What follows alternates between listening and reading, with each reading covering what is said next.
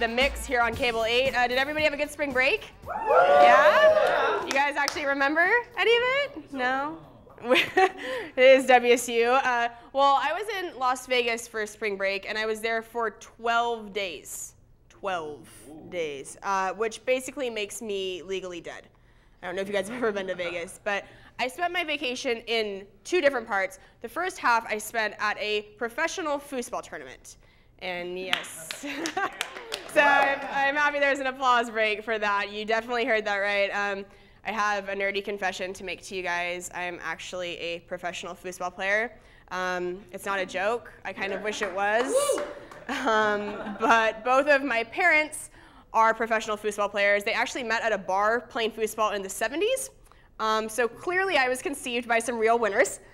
I'm basically the product of circus folk, and I brought a couple foosball artifacts if you all need some further proof. So this, ladies and gentlemen, is my official foosball membership card. It has my name, and at the top it says USTSF, which stands for United States Table Soccer Federation. Google it. This is a real gem. And this would be a trophy that my dad won in the 80s. It's literally a golden foosball man atop an empty Miller High Life can. Yeah, this trophy sums up my childhood. Just a lot of white trash. And then I ended up at WSU, which is just a larger collection of white trash. And finally, this is the World Table Soccer Almanac, which was written by my mother. Who knew? Yeah, this can actually be found in Barnes & Noble. But I don't need to tell any of you that, because I'm sure it's already sitting on your bookshelves at home, because this sold wildly. So yeah, that's my life. That was the first half of my spring break, and then for Las Vegas Part 2, my Horrier friends flew down to meet me for a typical drunken college spring break, you know? Yeah. And the highlight of that vacation was when I woke up after a morning of heavy partying, went to the pool, stripped down to my bikini, and noticed some white powdery substance crushed up on my stomach. And I scraped some off and smelled it, and lo and behold, it was Parmesan cheese.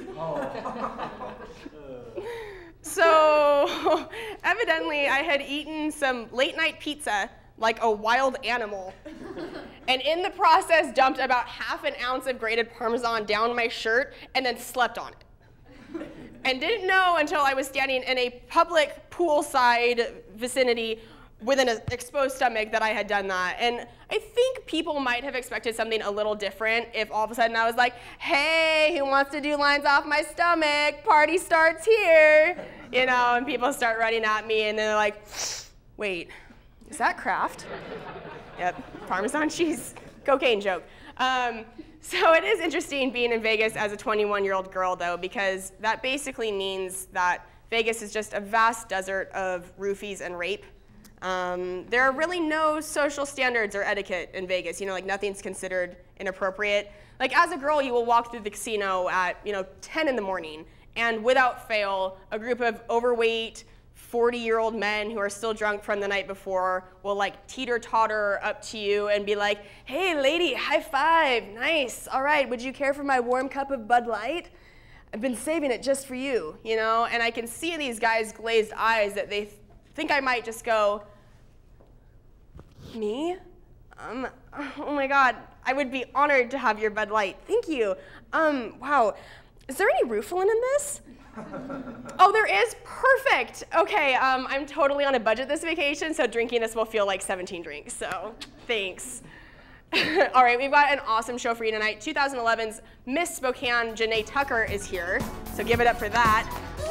Yeah. We'll be talking to her a little later, and when we come back, we'll be discussing everything from the NIT tournament to Rebecca Black's horrifying song Friday with our panel. So stick around, we'll be right back.